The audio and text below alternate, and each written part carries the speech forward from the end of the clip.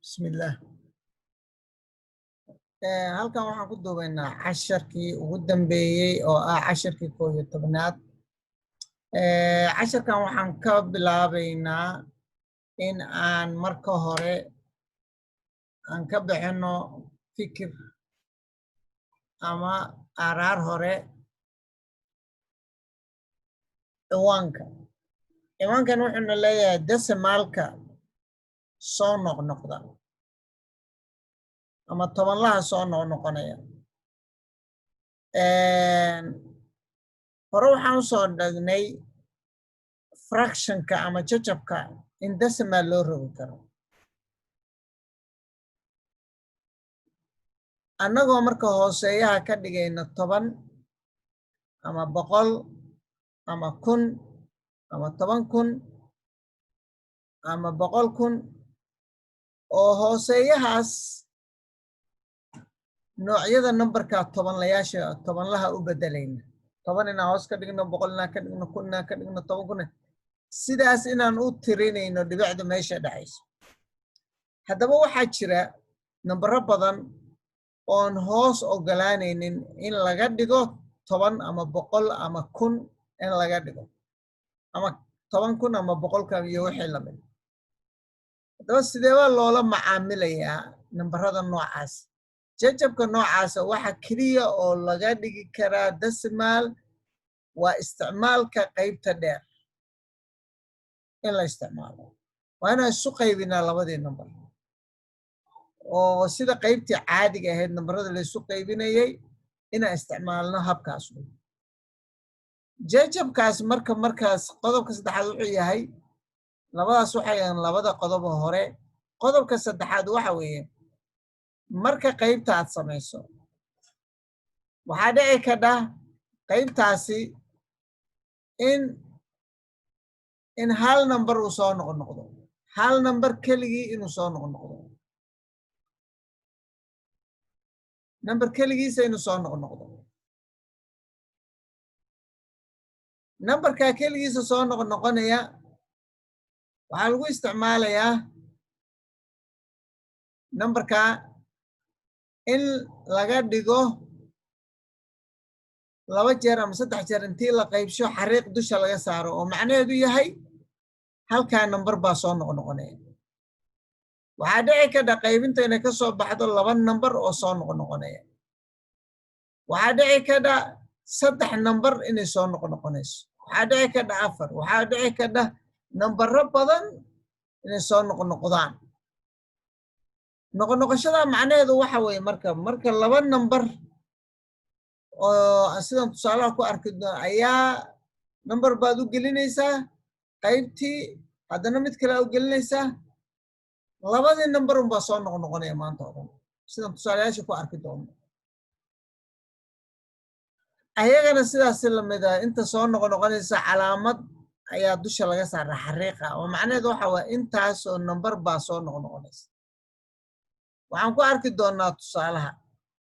markaan tagno. hadda waxaanu haysanaa tusaalaheenii koowaad oo halka kan inoogu muujinaya. tusaalaheena koowaad wuxuu ina leeyahay fractionkan ayaanu qaybinaynaa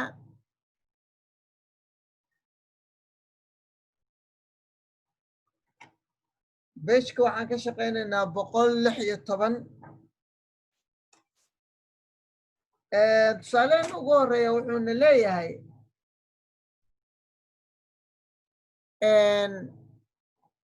waa examplekeena koowaad.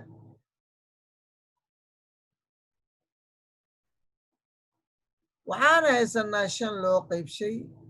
11. waxaanan awoodi karin inaanaa ka dhigi karin hoos inaanaa ka dhigi karin, ama 11 nambar aan ku dhufanaa ma jiro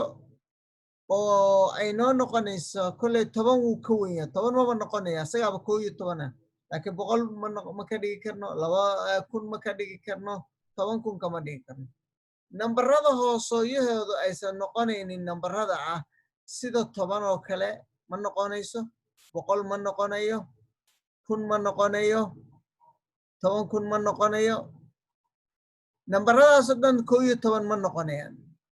11 kama dhigi karin 10 waaba ka wen yahaba laakiin 100 kama dhigi karin no no no maxaa marka ayaga loo isticmaalaya waxaanu isticmaalaynaa long division kan nambarkan oo kale oon hoos noqonaynin waxaanu isticmaalaynaa divisionka long division ama qaybta dheer marka 5 baan waxaanu qaybinaynaa 11 sidee baan ugu qaybinaynaa marka dhibic inaan kor saarno eber inaan kor saarno dhibic kor saarno oo aan ku darno eber hadda 11 markaan u qaybinayno 50 4 baan u saaraynaa waa 44 waa kala goonaynaa waxaan noo saaraya 6 eber baan ku darsanaynaa 5 baan u saaraynaa waa 55 waxaa inoo soo haraya 5 eber baan ku darsanaynaa waxaan u saaraynaa haddana 4 waxaa noo soo baxaya 44 waxaa noo soo haraya 6 waxaan u saaraynaa 5 eberna waa ku darsanaynaa kan waa 55 again waxaa noo soo haraya 5 markaan ku dhufana 5 waxaa noo soo haraysa 5 haddana eber baan ku darsanaynaa haddana waxaan saaraynaa 4 44 haddana waxaa noo soo haraysa 6 haddana 5 marka waxaan arkaynaa markaan qaybtan sii wadna inayna dhammaanaynin saa ay ku soconayso marka intii aan samayn lahayn waxaan leenahay 5 loo qaybshay 11 waa eber dhibic 4 5 oo soo noqnoqonaysa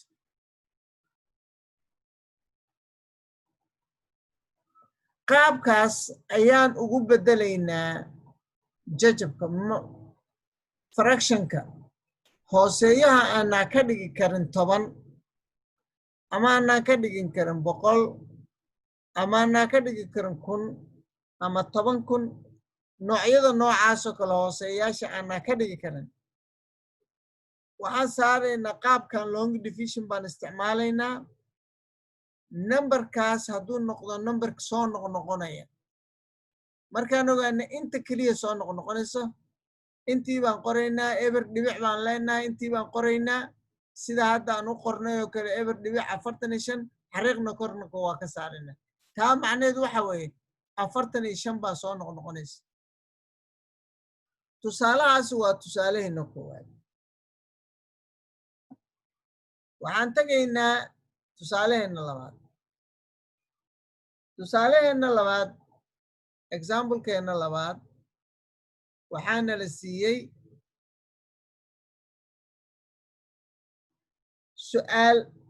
koowaada nala siiye waxa waaye tusaalaha koowaada 5 loo qaybshay 9 wax kastoon ku dhufanno hooseeyaha kama dhigi karno 10 100 1000 10,000 kama dhigi karno maxaan isticmaalaynaa qaybta dheer waxaan leenahay 5 loo qaybshay 9 eber baan saaraynaa dusha dhibic eberna waa ku daraynaa maxaan u saari karnaa marka waa 5 ku dhufa 9 waa 45 kala goo waa 5 haddana eber ku darso waa 5 kale waa 45 waa 5 kale marka waxaa ii cad 5 loo qaybshay 9 inay tahay eber dhibic 5 soo noqnoqonaysa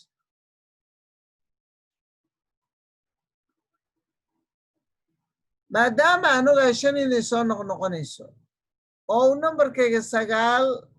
5 loo qayb 9 u yahay eber dhibic 5 5 5 5 waxaan samayn karaa inaan round gareeyo oo see u round gareynayaa waxaan leeyahay 5 loo qaybsho 9 maadaama 0.5 ay tahay 5ta ka dambaysa waa round gareynaya oo maadaama 5 rounded up ay tahay waxaan ka dhigayaa waan soo koobayaa oo waan round gareynayaa waxaan leeyahay waa 0.5 ayay u dhowdahay 0.56 u dhowdahay 5 loo qaybshay 9 5 loo qaybshay 9 waxay u dhowdahay eber dhibic 50 okay example-keena labaad example-keena saddexaad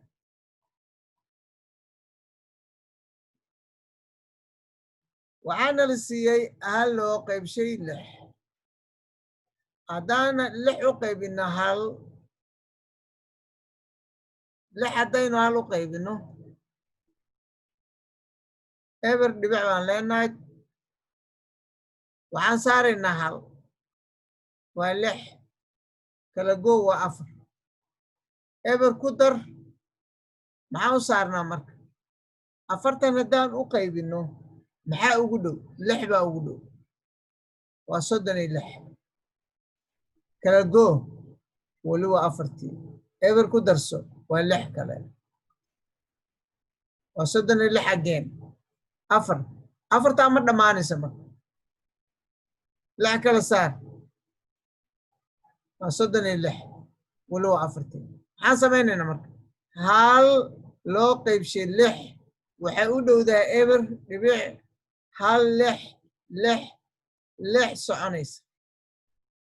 marka waxaan u soo koobi karnaa u soo yareyn karnaa inaan round gareyno leeyahay 1 loo qaybshay 6 waxay tahay waa eber dhibic 1 6 7 waa sii round gareyn karnaa oo waxaan leenahay waxay u dhowdahay eber dhibic 1 7 waxay ku xiran tahay inta digit oo la weydiiyay haddii la yiraahdo 2 digit decimal rounded waa eber dhibic 1 7 haddii 3 la iiga dhigana waxaan leeyahay waa eber dhibic 1 6 7 casharkeenu waa casharkii ugu dambeeyay aan halkan ku koobayno oon isleenahay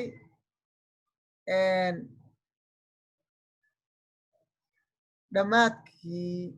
unitka marka waxaan sameynayaa labada exercise A iyo B laba tusaale ayaan uga darayaa waxaan ka bilaabayaa exercise A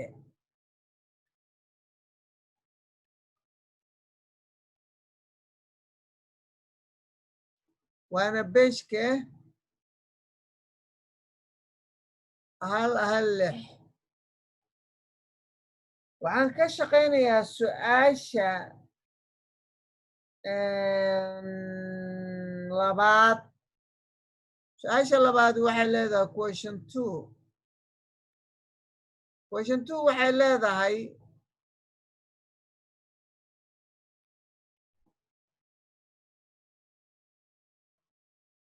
question 2 waxay leedahay 4 loo qaybsho 9 mar kasta waxaan isticmaalaynaa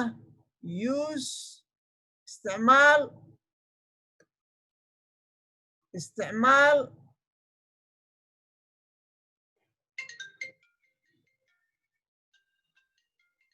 qaybta dheer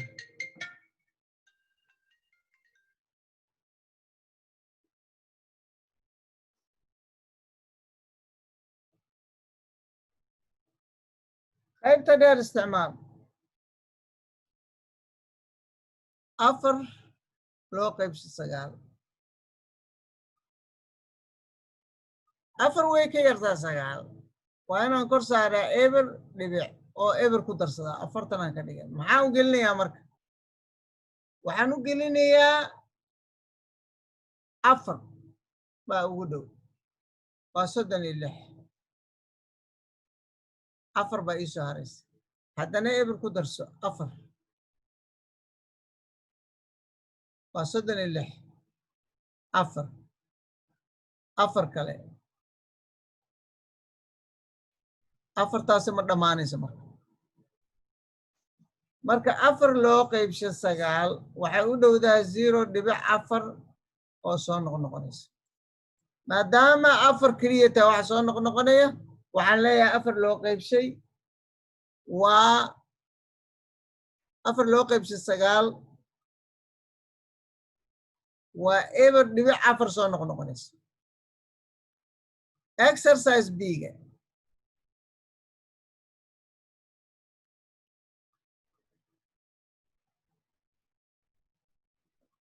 exercise B question number 1 ayaan ka shaqeynaya question number 1 wuxuu leeyahay 8 loo qaybshay 13 8 ayaa waxaan u qaybinayaa 13 eber dhibic baan leeyahay waxaan ku darayaa eber maxaa iigu dhow marka waa inaan fiirshaa raqamka iigu dhow ama nambarka iigu dhow ee aan ku dhufan karo 13 oo isiinaya 7 haddaan ku dhufto waa 91 6 haddaan ku dhufto 6 ku dhow waa 18 hal baan wataa 78 marka 6 baan saaraya waa 78 waa kala gooniya 2 eber baan ku darsanaya hal waay waa 13 7 iiga soo hartay eber baan ku darsaday 5 baan saaraya because 6 way ka weynta 13 5 ku dhufo 5 haddaan ku dhufto waa 65 waa haddaan 5 saaro waxaa ii soo haray 5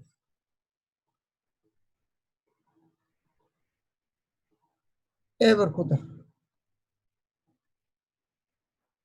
marxaba 13 maxaan ku dhuftaa haddana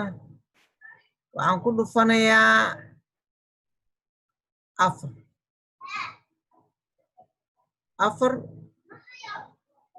waa 12 waa ka weyntahay 3 ku dhufo markaas waa 39 ka goob waa 11 eber ku dar way soconaysaa spacekuna wuu yaraaday maxaan u saaraa marka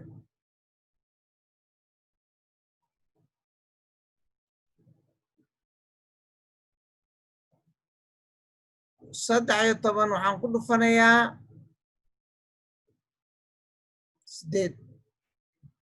8 haddaan ku dhufto waxaa ii soo haraya waa 24 labaan wataa waa 104 ka jir waa 6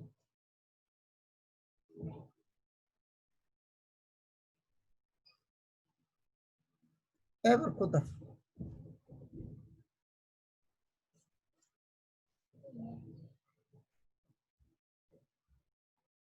lixdan maxaan u saaraa 13 waa marka haddana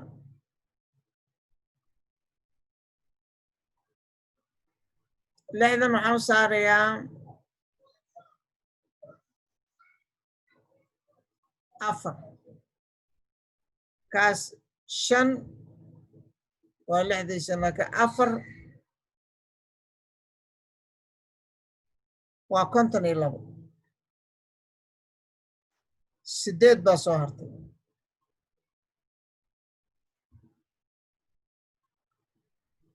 hadday marka waxay bilaabanaysaa ogow 8 baan ka bilownay we started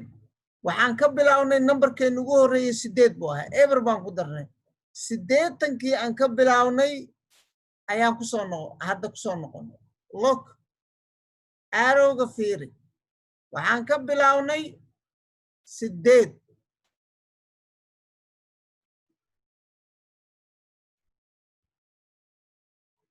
waxaan ka bilownay 8 haddana 8 baan nimid marka waa inaan mar labaad saarnaa 6 danna halaa ku xigsanaya danna 5 ku xigsanaysa haddana 8 baa ku xigsanaysa haddana 4 ku xigsanaysa haddana markaad timaadid 4 timaadid haddana sidii bay noqonaysaa oo waxay noqonaysaa haddana waxay noqonaysaa sidii oo kale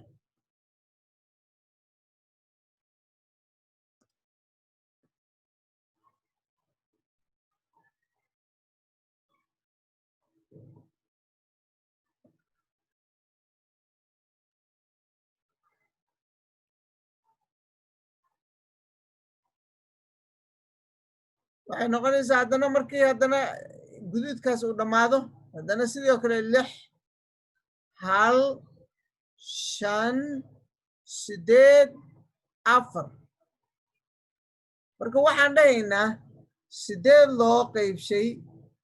13 waxay noqonaysaa eber dhibic 6 1 5 8 4 oo soo noqnoqonaysa casharkeenna halkaasaan ku joojinaynaa waxaan qabaa in ay fududahay oo casharkii ugu dambeeyna u yahay uuna u baahan yahay jabtarkani in la sameeyo chapter review su'aalihiisa lagana soo shaqeeyo intaasaan marka ku joojinaynaa. Asalaamu calaykum.